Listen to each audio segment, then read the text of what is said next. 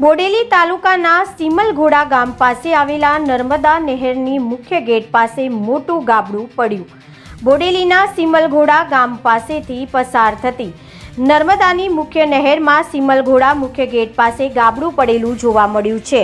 હાલ સિમલઘોડા ગામ પાસે પસાર થતી મુખ્ય નર્મદા કેનાલના ગેટ પાસે એક માસ પહેલા નાનું ગાબડું પડ્યું હતું, પરંતુ નર્મદા વિભાગના અધિકારીઓએ ધ્યાન ન આપતા હાલ મોટું ગાબડું થવા પામ્યું છે. હાલ નર્મદાની મુખ્ય નહેરમાં પાણી ખૂબ મોટા પ્રમાણમાં પસાર થઈ રહ્યું છે. આ વિસ્તારના ખેડૂતો સિમલઘોડા નર્મદાની મુખ્ય નહેર પાસે પડેલ મોટા ગાબડાથી ચિંતિત બન્યા છે.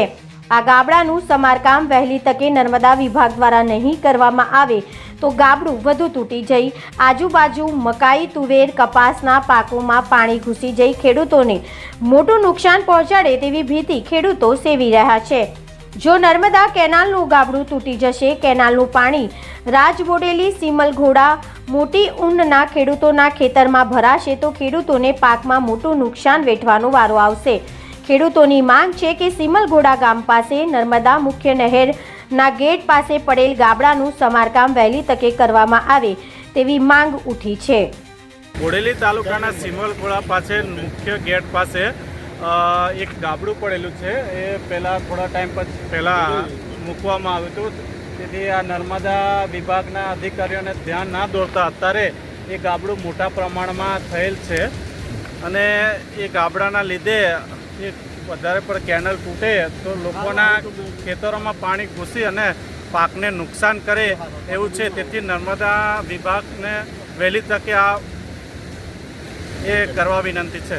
શું નામ તમારું? પરમાર દત્તપાલસિંહ પ્રવીણસિંહ.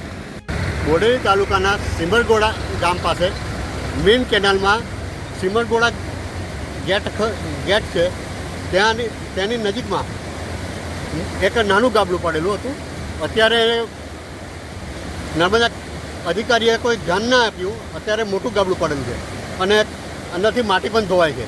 એટલે વહેલી તકે રિપેર નહીં થાય તો આજુબાજુના ગામમાં જેવા કે કડાતા છે, ઘોડદા છે, ઊન છે, રાજબોડેલી છે, સિમલઘોડા ગામ છે, એ બધા ગામોમાં નુકસાન થાય એવું છે અને પાકને પણ નુકસાન થાય છે. તમારી શું માંગ છે? વહેલી તકે આ ગાબડું રિપેર થાય એ રીતે.